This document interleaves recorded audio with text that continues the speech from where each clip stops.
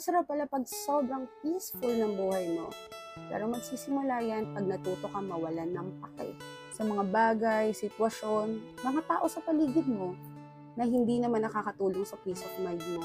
Yung dati apektado ka sa mga masasama o masasakit na salita na sinasabi sa'yo, yung mga negatibong opinion tungkol sa buhay mo, sa itsura mo, sa ugali mo, yun talagang dinidibdib mo.